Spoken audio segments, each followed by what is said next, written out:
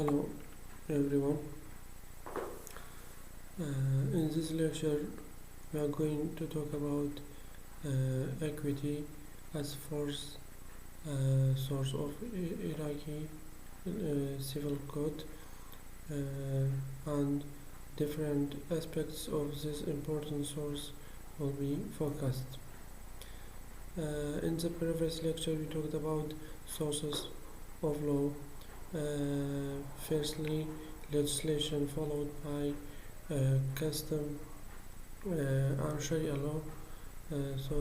In today's lecture we are going to talk about equity as fourth and last one. المحاضرة كان رابطوها باسي لبابتي سەرچاوەکانی یاسای شارستانی عێراقیە باسی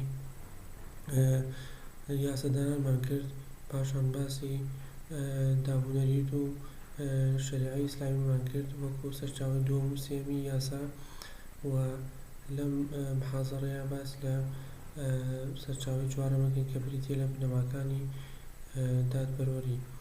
ئەم چوار سەرچاوەی هەر چواریان پێکەوە بەشداری دەکەن لە دروستبوون یا فۆرمولەبوونی بنەمایەکی یاسایی یا دەقێکی یاسایی. بنەمای دادبەروەری لەم محاضرە باسی دەکەین کە مەبەست لێ چییە و سەرچاوەی پابەندکاریەکەی لە چیە وەرەگرێ و لەگەڵ بنەمای یاساییە لە چیان یەک دەکەنەوە و لە چیدا جیاوازن، و ئایا وەکو دابونەریت لەسەر ئاسی نێودەوڵەتی بنەمای دادبەروەری هەیە یاخود نییە. Equity is a body of principles constituting what is fair and right. ئەتوانین بڵێین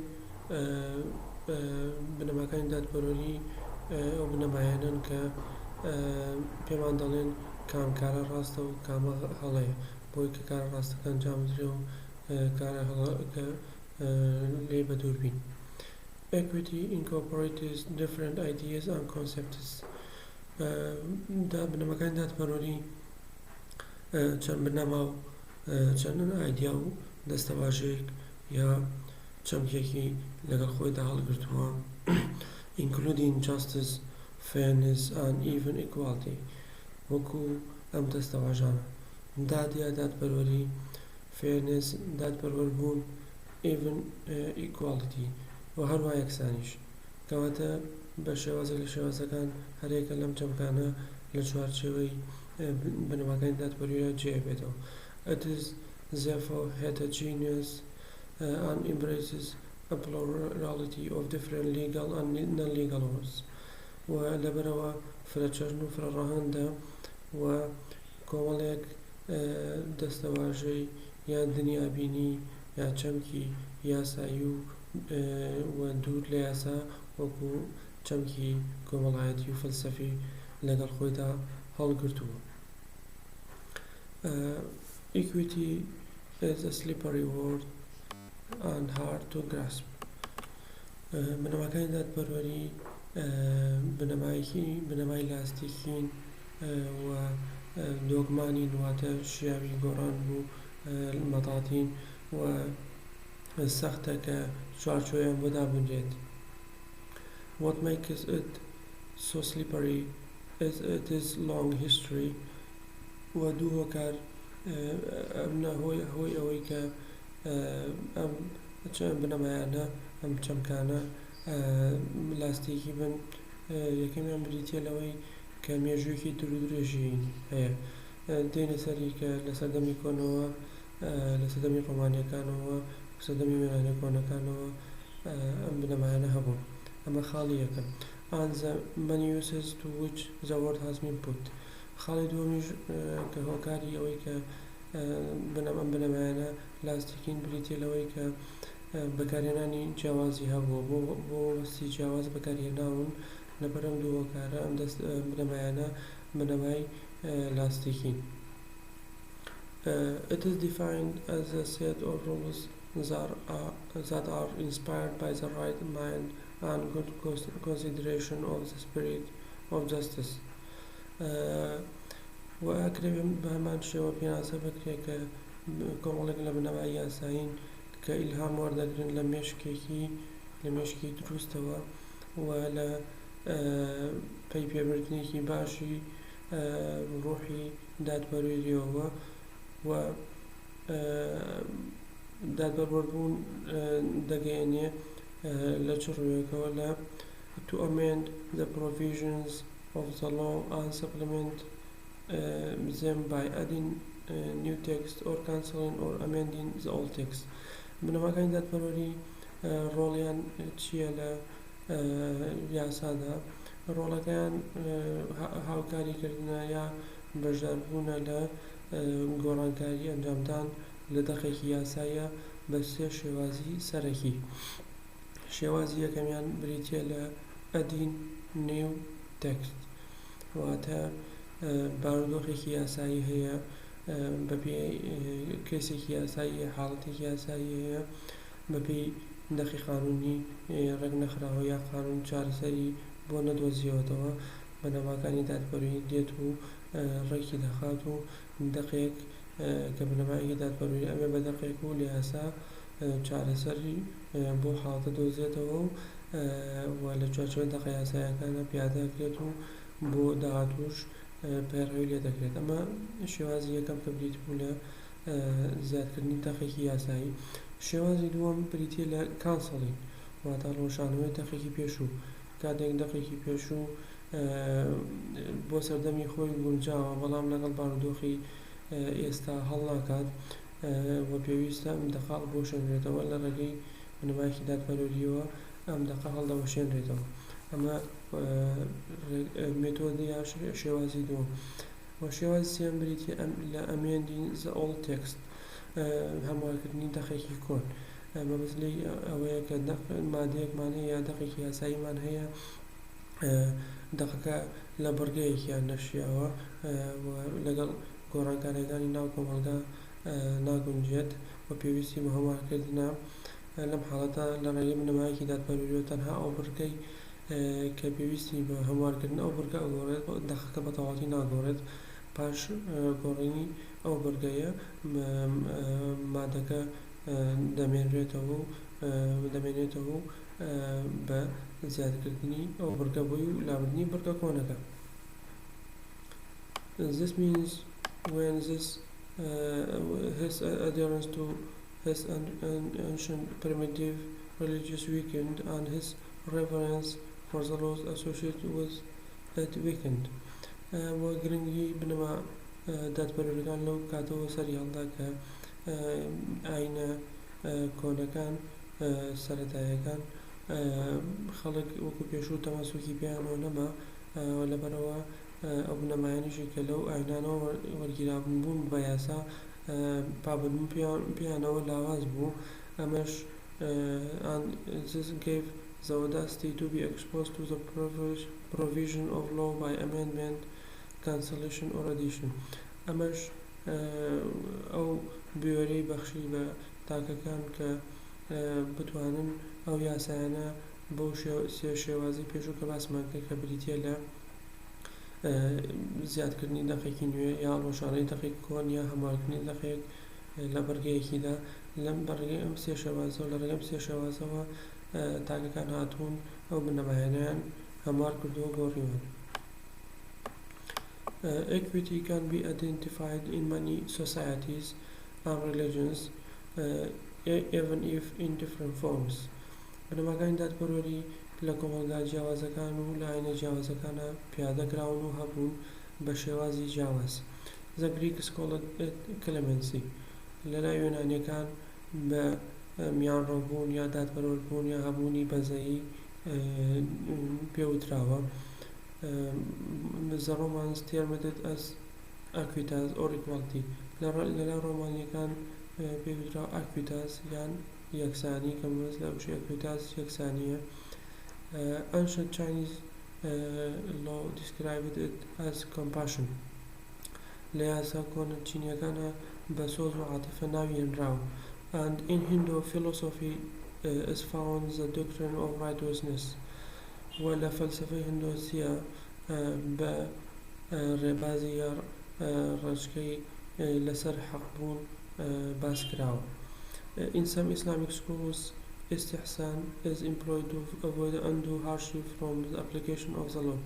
ولا ڕێبازە ئیسلامیەکانە بەکارهێنراوە یا بەتوانین بڵێ پیادەکراوە بۆ خۆ دەرباسکردن لە ئاڵۆزیە کە لە جێبەجێکردنی یاسادا هەبووە. Furthermore, they were called the law of nature by Greeks و سەرباری ئەوەش لە لای یۆنانیەکان بە یاسای سروش ناوبراوە. As for the Romans, they derived it from the law of peoples. بەڵام لە لای ڕۆمانیەکان لە یاسای گەرانەوە کە ئەوەی پێوتراوە قانونی الشعوب کە سەرچاوەیەکی یاسای ڕۆمانیەکان بووە وەرگیراوە. Then from the theory of natural law. پاش لە یاسای گەلان لە یاسای سروشتی لە تیۆری یاسای سروشتیشەوە لای ڕۆمانیەکان وەرگیراوە. As for the British, they originate or flow from the conscience of the king. لە لای بەریتانیەکان سەرچاوە یا وەردەگیرێ لە وجدانی پاشاوە. As for Islamic law, its source is the mind, which is inspired by the wisdom of the legislation. لە ئیسلامیشا لە ژیریەوە یا لە مێشکی فقاهەکانی شەریعە وەردەگیرێت بە ئیلهام بە یاسادانان. According to Aristotle, it is an exception to a general rule. بە گوێرەی قسەکانی ئەرستۆ بریتیە لە ئیستیسنایەک لە قاعدەی گشتی واتە ڕێزپەڕ یا ئیستیسنایەک لە بنەما گشتیەک وەکو لە نیکۆماچیان ئێسکس باسی کردووە. Gradually, equitable principles emerges as an adjunct to both Roman law and to the English common law based on the need to correct the body of civil law. بەرەبەرە یا وردە بنەماکانی دادپەروەری فۆرمەلە بوون لە یاسای ڕۆمانی و یاسای گشتی بەریتانیا ئینگلیزی لەسەرەوە بنەمایی کە پێویستی هەبوو بۆ ڕاستکردنەوە لە یان هەموارکردن لە بنەما شارستانیەکانە یا بنەما یاساییە شارستانیەکان یاوەی پێوترە قانونی مەدەنی. Equity rules used to supplement the law as applied to particular circumstances. وەکو باسمان کرد بنەماکانی دادپەروەری هاریکارن یارمەتیدەرن لە یارمەدەری یاسان لە بارودۆخێک یا لە کەیسێکی تایبەتدا. For example, the judge decided the case by equity because the statute didn't fully address the issue. و دادوەرەکان پەنا بۆ جێبەجێکردنی بنەماکانی دادپەروەری ئەمن کاتێک ئەو کەیسێک کە خراوەتە بەردەستیان لە یاسا باس نەکراوە یا چارەسەرێکی بۆ نەبسراوەتەوە و بەپێی دەخی یاسایی ڕەگ نەخراوە. Equity rules have huge impact on legal environment. بنەما دادپەروەریەکان بنەماکانی دادپەروەری کاریگەری گەورە و گرنگیان هەیە لەسەر بیئەی یا ژینگەی یاسایی لە هەر وڵاتێکە. Equity rules influence can be seen in two respects. و کاریگەری ئەم بنەما دادپەروەریان لەسەر یاساکانی وڵاتان لە دوو ڕۆ ئەکرێ باس بکرێت. یەکەمیان بریتیە it is effect in the framework of legislation. بریتیە لە کاریگەریەکان لەسەر یا لە چوارچێوەی یاسادانانە بەس لەوەیە کە کاتی یاسادانان ئەنجامە درێ یاسایەک دەرەچێت بنەماکانی دادپەروەری بە هەند وەردەگیرێت و پەیڕەوی لێ دەکرێت. ئەمە لایانی یەکەم و لایانی دووەمیش بریتیە لە it is effect in the framework of judiciary. پیادەکردنیەتی یا کاریگەری ئەم بنەمایانەیە لەسەر دادوەری مەبەست لێ ئەوەیە کە کاتێک دادوەرە بەڕێزەکان کەیسە یاساییەکاندا بنەماکانی دادپەروەری بە هەند وەردەگرن و پیادەی دەکەن لەم کاتەیە ئەمە پەیڕەویکردن لە بنەماکانی دادپەروەری و لە خودی خۆیدا کاریگەریە کەواتە کاریگەری بنەماکانی دادوەری لەسەر یاساکانی هەر وڵاتێک لە دوو ڕۆیە یەکەمیان بریتیە لە یاسادانان کە لە کاتی یاساداناندا بنەماکانی دادوەری ڕەچاوەکرێت و دووەمیشیان بریتیە لە پیادەکردنی لەلایەن دادوەرە بەڕێزەکان و لە دادگاکان. Equity rules are similar as direct means of developing the law or legislation because both change the text of the law and change its rule. و بنەماکانی دادوەری هاوشێوەن لەگەڵ یاسادانانە لەو ڕۆی کە یاسا بەرەو پێشە بڕۆن و ئامانجیان گۆڕینی یاساکانە و حکمی یاساکان ئەگۆڕن. Equity, as it has been recognized and developed in international law, is most closely related to Western legal traditions. بنەماکانی دادوەری هەر وەکو دابوونەریت کە محازەری پێشتوو باسمان کرد سەرچاوەی یاسای نێودەوڵەتین و بوونەتە سەرچاوەی یاسا نێودەوڵەتیەکان، بەڵام بنەماکانی دادوەری لە یاسای نێودەوڵەتیان زیاتر هاوپەیوەندن یا لە ترادیسیۆنە یاسای ڕۆژئاوایەکانە هەن، واتە لەلایەن وڵاتە ڕۆژئاوایەکانەوە لە سیستەمە یاسایی وڵاتە ڕۆژئاوایەکانەوە پەیڕەو کراون. Equity is often mentioned as subsidiary source of international law. و بنەماکانی دادوەری زیاتر وەکو سەرچاوەیەکی لاوەکی یاسای نێودەوڵەتی باسەکرێن. Equity and fairness is a general principle of law recognized by all civilized legal systems. بنەماکانی دادوەری وەکو بنەمای گشتی یاسا ناسێنراون لەلایەن هەموو سیستەمە یاساییە شارستانیە پێشکەوتوەکانەوە and would be incorporated into international law by that avenue. و لەبەرەوەی لەلایەن زۆربەی وڵاتەکانەوە وڵاتە پێشکەوتوەکانەوە پیادەیان لێ دەکرێت، ئەمەش بووەتە هۆکارێک بۆی کە بڵێن سەرچاوەیەکی خۆیان دۆزیوەتەوە لە یاسای نێودەوڵەتیدا، لەبەرەوەی وەکو لایەنمان ئاشکرایە کە یاسای نێودەوڵەتی لە باردۆخانە پێڕەو دەکرێت کە کێشە لە نێوان دوو دەوڵەتدا دروستە بێت و ئەم بنەمای دادوەریان کە لە زۆربەی وڵاتەکاندا هەبن جۆرە ستانداردێکیان بۆ دروستە بێت و لە کاتی دروستبوونی کێشە و ململانیە دەکرێت پەنا بۆ ئەم بنەمایانە ببرێت بۆ یەکلایکردنەوەی international dispute یا ئەوەی کە پێ دەوترێت ململانیەکی یان نیزاعێکی نێودەوڵەتی.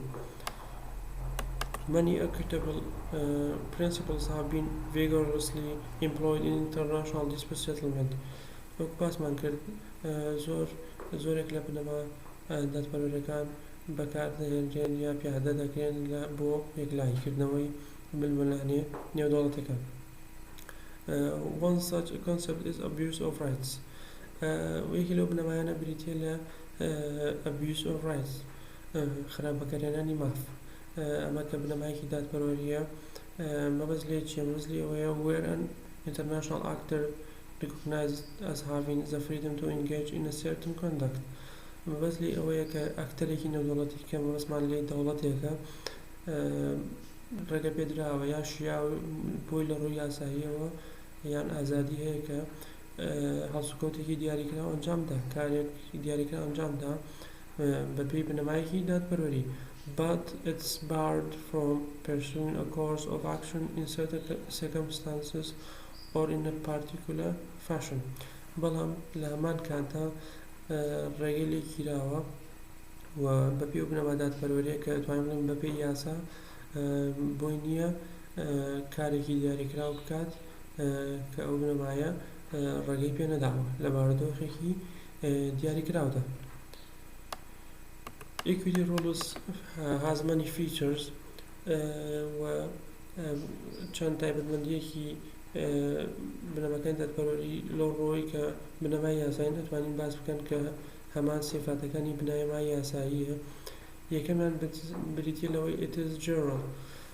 بنەماکانی دادوەری وەکو هەر بنەمایەکی یاسایی بنەمای گشتین، واتە مخاتەبەی تاکێک لە تاکەکان ناکەن، مخاتەبەی ئەکتەرێک لە کەسێک لە کەسەکان ناکەن. مەوەسمان ئەکتەر لە کەسێک کارەکتەرێکی نێودەوڵەتیە، مەوەسمان لێ دەوڵەتەکانە، بەڵکو مخاتەبەی هەموو تاکەکانەکەن. ئەمە جیاکەرەوەیەکی بنەما یاساییەکان ژۆکە پێشتر باسمان کرد. ئەمە جیاکەرەوەی قانونەکانە کە دەخەکان بۆ هەموو تاکەکانە و ئاراستە ناکرێن تەنها بۆ یەک تاکی دیاریکراوە. ئەگەر بۆ یەک تاکی دیاریکرا بوو ئەوە یاسای پێ ناودرێت. ئەمە خاڵی یەکەم. خاڵی دووەم بریتێ لە aims at human or society interest. ئامانجی ئەم بنەمایانە چییە؟ بریتێ لە بەدیهێنانی بەرژەوەندی کۆمەڵگا یان بەرژەوەندی تاک بە تاکی کۆمەڵگا یان هێناندی چاکەی گشتی. ئەمە ئامانجی ئەم بنەمایانەیە. سێم binding rules have punishment to anyone who does not obey them. خاڵی سێم کە خاڵی هەرە گرنگی بنەما یاساییەکانەوە جیاکەرەوەی یا سیفەتی بنەماکانی دادپەروەریشە، بریتیە لەوەی کە سیفاتێکی پابندکاریان هەیە، واتە هەر کەسێک پیانەوە پابند نەبێ ڕۆبەڕووی سزای یاسایی ئەبێتەوە. ئەمە گرنگترین جیاکەرەوەی هەر بنەمایەکی یاساییە بە بنەمای دادپەروەریشەوە، چونکە ئەگەر هەر بنەما هەیە سزای یاسایی لەگەڵا نەبێت بە یاسا ناوترێت، چونکە یاسا کە دەقێکی یاسایی کە هێنراوە بۆ سوودی کۆمەڵگەیە و سزای لەخۆ گرتووە. ئەگەر کەسێک پابند نەبوو پێوەیە تووشی سزای یاسایی ئەبێت، جا سزاکە یا مادیە یا بڵێن داراییە یان لاشەیی. سزای دارایی خۆی دەبینێتەوە لە قەرەبووکردنەوەی دارایی بۆ حکوومەت بێ یا بۆ تاکەکان بێ، و سزای لاشەیی بریتیە لە زەوتکردنی ئازادی کە خۆی لە زیندانی کردن و کۆمەڵێ سزای ترا بینێتەوە کە لە یاسای سزاکاندا باس کراوە. ئەمە خاڵی سێم کە بریتیە لەوەی کە سزا هەبێت بۆ بنەمای دادپەروەری. خاڵی چوارەم بریتیە لە changing or an evolving feature they differ from one society to another. بریتیە لە ئەو بارودۆخی یا ئەو تایبەتمەندی بنەما دادپەروەری کە بریتیە لەوەی دایم لە گۆڕان و بەرەو پێشچوونان و لە کۆمەڵگەیەکە بۆ کۆمەڵگەیەکی تر جیاوازن. difference between legal rules and equity rules. جیاوازی نێوان بنەما یاساییەکان و بنەما دادپەروەریەکان چییە؟ یەکەم بریتیە لەوەی legal rules aim at regulating social relations through keeping system and stability of dealing, but equity rules aim at welfare. ئامانجی بنەما یاساییەکان یا قواعد قانونیەکان بریتیە لە ڕێخستنی پەیوەندیە کۆمەڵایەتیەکان لە ڕێگەی پاراستنی سیستەم یان نیزام لە کۆمەڵگەدا و بەدیهێنانی سەقامگیری مامەڵەکان، بۆی کە مامەڵەکانی نێوان تاکەکان جۆرە سەقامگیریەک بەخۆیەوە ببینێت. ئەمە ئامانجی بنەما یاساییەکانە یا قواعد قانونیەکانە. بەڵام بنەما دادپەروەریەکان ئامانجیان بریتیە لە چاکەی گشتی، واتە هێناندی بەرژەوەندی هەموو تاک بە تاکی کۆمەڵگەیە کە ئەوەی پێوترێت چاکەی گشتی. وە خاڵی دووەم لە جیاوازەکان بریتیە لە ئینکلاریتی، لە ڕۆنیەوە، ڕۆنی و ئاشکرایەتیەوە. legal rules are clearly codified in codes.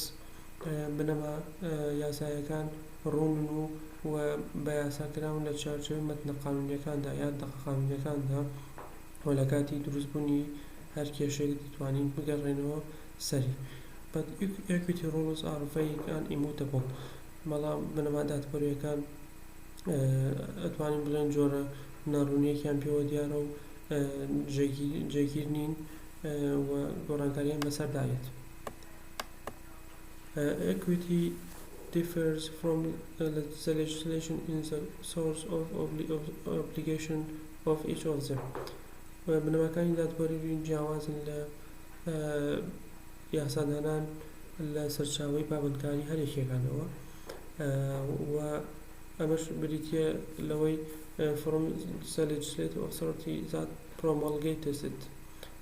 وەکو دەزانین یاسادانان لەلایەن دەسەڵاتی یاسادانانەوە دەرەچێت و سەرچاوەی پابندکاری لەلایەن ئەو دەسەڵاتەوەیە، و ئەتوانین بڵێن دوجار بڵێن کە لە حکوومەتەوە سەرچاوەڕێگرێت چونکە لە هەموو وڵاتێکدا سێ دەسەڵاتمانەیە دەسەڵاتی یاسادانان و جێبەجێکردن و دادوەری و دەسەڵاتی یاسادانان خۆی دەسەڵاتی جێبەجێکردنیش نییە بۆی ئەتوانین بڵێن سەرچاوەی پابندکاری یاسادانان لە خودی دەوڵەتەکە وەیە لەبەرەوە دەسەڵاتی یاسادانان بەشێکە لە یان دەسەڵاتێکە لە دەسەڵاتەکانی ئەو دەوڵەتە. Since the man is inspired by the equity from interests of society و سەرچاوەی پابندکاری بنەماکانی دادپەروەری بریتیە لە بەرژەوەندی کۆمەڵگە یا چاکەی گشتی وەکو پێشتر باسمان کرد کەواتە لە ڕووی سەرچاوەی پابندکاریەوە یاسادانان سەرچاوەکە بریتیە لە دەوڵەت یا دەسەڵاتی یاسادانان بەڵام بۆ بنەماکانی دادپەروەری بریتیە لە بەرژەوەندی کۆمەڵگە یا بەرژەوەندی تاک بە تاکی تاکەکانی کۆمەڵگە و بنەماکانی دادپەروەری پیادەکردنی بەم شێوازەیە کاتێک کە کەیسێک دەچێتە بەردەستی دادوەرێک دەبینێت کە ئەم کەیسە یاسادانانە دەقێکی دیاریکراو نییە بۆ دۆزینەوەی چارەسەر بووی و لە عرفە بەپێ عرف تاکەکان ڕێکیان نەخستووە و لە شەریعەی ئیسلامیشە باز نەکراوە و چارەسەری بۆ نەدووسراوەتەوە لەم حاڵەتە دادوەر دێت و پەنا بۆ بنەمای دادوەری ئەبات و لەم ڕۆوە دادوەر ناکرێت بە زانیاری کەسی خۆی حکم دەربکات دەبێ ئەو بەپێ ئەو بنەما دادوەری کە لە وەکو پێشتر باسمان کرد لە عەقڵێکی دروست و لە ڕوحی دادپەروەریەوە وەری بگرێت و دادوەری پێ بکات و وێنای و تەسەووری جێبەجێکردنی بنەماکانی دادپەروەری لەسەر ئاستی ناوخۆی بەو شێوەیە. In conclusion, equity has a long history. لە کۆتاییدا یا سەرنجام ئەتوانین بڵێن کە بنەماکانی دادپەروەری مێژوویەکی دوورودرێژیان هەیە وەکو باسمان کرد. It was used by Greeks and Romans.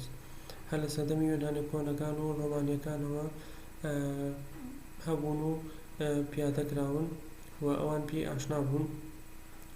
Till now it kept its uses due to flexibility. و هەتا ئێستاش جێبەجێ دەکرێن و پیادە دەکرێن بۆ هۆی ئەوەی کە مەرنن واتە لاستیکین و بۆ هەموو بارودۆخێک گونجاون و ئەمەش وایان لێ دەکا کە قابلی گۆڕان بن و قابلی هەموارکردن بن بەپێی بارودۆخی کۆمەڵگا و ئەو ئاستە دیاریکراوەی کە پەیوەندیەکانی کۆمەڵگا پێی گەشتووە. It is recognized by almost all legal systems to find its way in international law. و لە سەرجەم کۆمەڵگەکان و دەوڵەتەکانە هەبوون و پیان ئاشنا بوون وەکو باسمان کرد لە لای ڕۆمانیەکان هەبوون لای یۆنانیەکان هەبوون لە ئیسلامدا پیادەکردنی هەبووە و لە لای چینیەکان بە هەمان شێوە هەبوون و ئەم مێژووە دوورودێژەی کە هەیەە ئەم بنەمایانە وای لێ کردوون کە جۆرە ئاشنایەتی بەم بنەمایانە هەبێت و وایان لێ بکە کە پەل بکێشن بۆ یاسای نێودەوڵەتیش وەکو باسمان کرد ئەم بنەمایانە سەرچاوەیەکی لاوەکیشن لە یاسای نێودەوڵەتیدا و جێبەجێ دەبن لەسەر ئاستی نێودەوڵەتی کاتێک کە ململانەیەکی نێودەوڵەتی سەر هەڵدەدات ئەم بنەمایانە یاسایانە دێن و چارەسەر بۆ ئەو کێشە نێودەوڵەتیە دەدۆزنەوە و سنووری دەسەڵاتی هەر دەوڵەتێک دیاری دەکەن تا چەند دەسەڵاتی هەیە لە حاڵەتێکی دیاریکراوە لە بەردۆخێکی دیاریکراوە هەڵسوکەوتێک ئەنجام بدە و لە حاڵەتێکە بۆی نییە هەڵسوکەوتێک ئەنجام بدە. و لێرەدا دێنە کۆتایی محازەڕەی محازەرەکانی دەربارەی سەرچاوەکانی یاسای مەدەنی عێراقی کە ئەمە کۆتا محازەرە بوو کە بریت بوو لە بنەماکانی دادوەریەوەی پێوترێت قواعد العدالە. سپاس بۆ گوێگرتنە. We come to the end of the lecture about equity. Thank you for listening.